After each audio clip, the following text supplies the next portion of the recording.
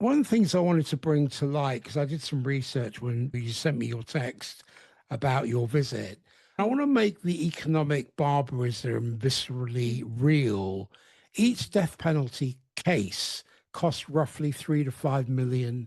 That's Mm, more than life imprisonment. And mm, California spent 5 billion since 1978 while mm, executing only 13 people. So that's nearly $400 million per execution. As you mm. sat with these residents, were you ever thinking about the children who won't get educated, the trauma victims who won't get healed because we choose killing over healing?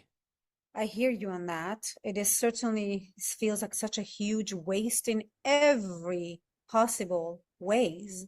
So the question comes, why is it? What's the intention behind not wanting to abolish the death penalty? And I don't have an answer for you.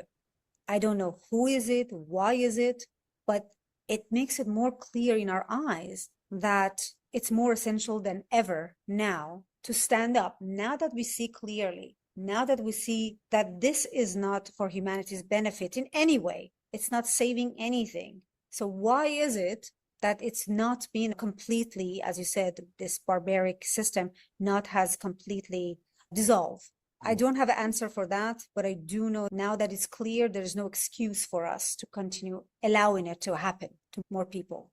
Society has a moral blindness. Our willingness to kill potentially innocent people is what's called possession by an archetype. The death penalty has become so sacred to some Americans that it Mhm. demands human sacrifice, even innocent human sacrifice. So I have to ask, what does this say about our collective psychological state?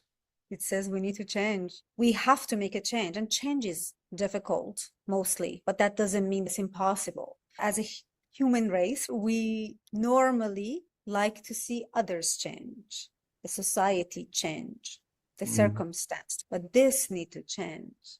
When I change, when I heal, when I go inward, that's when the changes start happening. But till I look out and point my finger to what is it out there that need to change, I'm putting the responsibility of change to somebody else. So therefore, nothing gets done.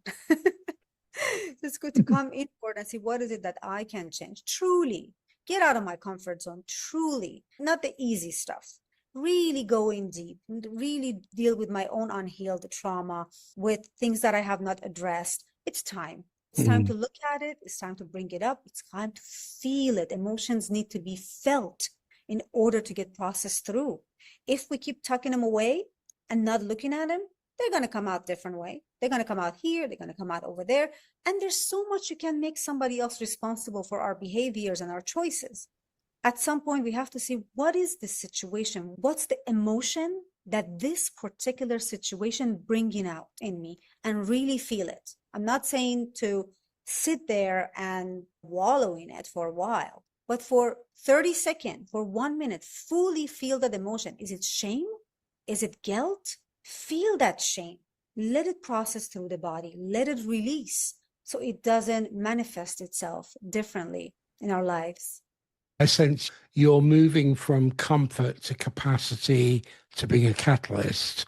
I think for the residents, it's moving them from victim consciousness and pathology to Mm-hmm. process. When Norway abolished the death penalty in 1979, critics predicted chaos and lawlessness. Instead, they created one of the world's most successful justice systems. And I looked this up with recidivism rates below 20% compared to America's 68%. Mm. And their maximum sentence is 21 years, even for mass murder, yet their murder rate is 1/10 of the US. And most remarkably, after the 2011 terrorist attack by Anders Breivik that killed 77 people, Norway's response was not revenge, but a recommitment to their values of rehabilitation and human dignity. Now, I Mm. don't see this as theoretical idealism. This is practical success on a Mm. national scale. What lessons can we learn from countries like Norway and Germany and Canada that have built justice systems around healing rather than Mm. harming? You said it beautifully, Peter. I don't need to add anything to that. You're so well spoken and you have done such a great amount of research with numbers. That right there. But it just comes down, as you said, if you have a child, if you yell at it, if you punish the child, will the child evolve to become a free, positive human being, or will it have trauma that is not processed and now it's going to manifest as an adult? So it's just the same similar concept. I don't want to make it small, but it's a similar concept. It's the frequency of light and love, which is a higher coherent energy that is healing, where the frequency of punishment, fear, intimidation, it's dense and it's heavier and it's not healing. It just gets stuck. So that's how I can share with you from an energetic perspective. I hope it makes Mm. sense.